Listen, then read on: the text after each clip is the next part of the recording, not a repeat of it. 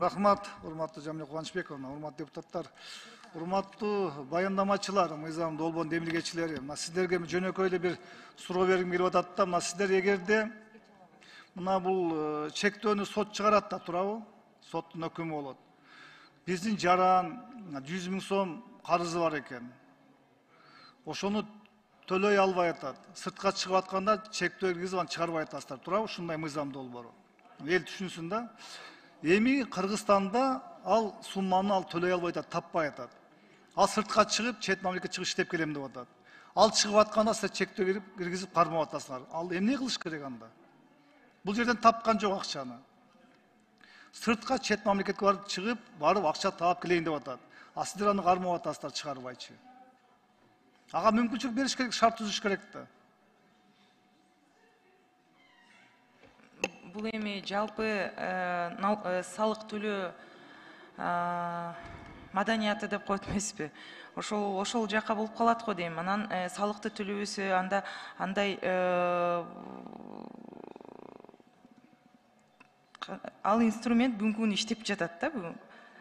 Бардык башында действительно кыйналышкан.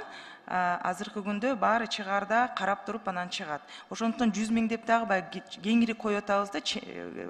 Мурун баягы башында киргенде ылдыйкы салыктар менен дагы каждый задолженность менен дагы чыга албай калган ограничениялар болгондо, азыр 100 деп кеңири коюлуп, ошол баягы шарт түзүлүп атат да. Вот ошого чейин төлөп жаап, баягы көбөйтүбөйбесин. Анткени эгер 100гө чейин чыкса, андан ары тупиковый ситуация болуп калат дегенчи, мындай оор кырдаалга туш келип калат деп баягы. Айнур айым, мына бир колдо 5 манжа бар. Ушу 5 манжа бирдейби? Бирдей эмес. Адамдар бирдей эмес да. Сиз айтып атасыз, ушундай мурда кыйналат эле төлөп чыгып атат. Бири төлөп чыгып атат, бири төлөй албай чыга албай атат. Анан ал ушу мыйзамды урматтап сыйлап, мен ушу карызымы төлөйүн, чыгып иштеп келейин деп ал чыгайын деп атса чет мамлекет. Силер аны чектөө коюп атсаңар, бул туура эмес да булчу. Ага биз мүмкүнчүлүк бербейбиз, шарт түзүп бербейли. Барып иштеп келип, биз ага бир 6 айбы, 1 жыл бербейлиби? Эмне ал жака чыгып уурулук кылсынбы эмне? Акча таппасанда. Биз өзү жаман жаккаларды түртүп атпайбызбы? Ошон үчүн ушул нерсени аябай кылдат иликтеп карашыбыз керек. Биз элге жарандар алардын укугун тебелешибиз керек. Алар барып акча таап келип төлөсүн аларчы мамлекет карызынчы. Биз ошону сурайлы. 6 ай берели, 1 жыл берели аларгачы. Анан кийин кетип алса кармап кал, сен бул жерде мына карызың бар, чыкпа деген бул туура эмес.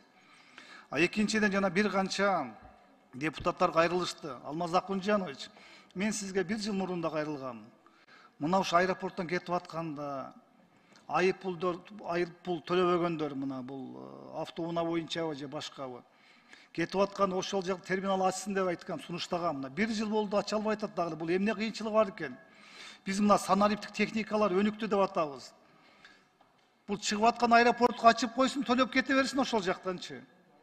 Балким жанагы биз айтып аткан ошол биздин жарандар учуп акча таап келем деп аткандар кетип уча албай кармалып калса, туугандары бар акча төлөп, ошол жерден төлөп коет го, жакшы болот го. Төлөп койсун, кете берсин ал жактачы.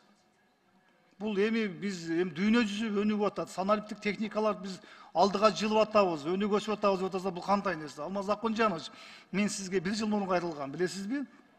Баягы биздин бир депутаттардын туугандары учуп атканда, ооруп учуп аткан башка мамлекетке дарыланганда, кетип атканда кармап калышкан деген аэропорттончу. Мына 1 жыл болду, дагы чечилбей атат. Анан эмнеге бул мыйзамды алып келип атышат буларчы? Сүйүнбек Абдылдаевич, өткөндө бул мыйзамдын баягы бир топ депутаттар дагы ошого инициатор болуп чогуу обсуждать этип атканда судебный департамент келип отчетун берген. Ал маселелер чечилген. Азыр андай эми аэропорттордо, терминалдарда турат, бардыгы маселелер чечилген. А бул баягы 100 000 деп Конституциялык соттун чечимине ылайыктуу гана бир налогтун түрү кандай деген мааниде да.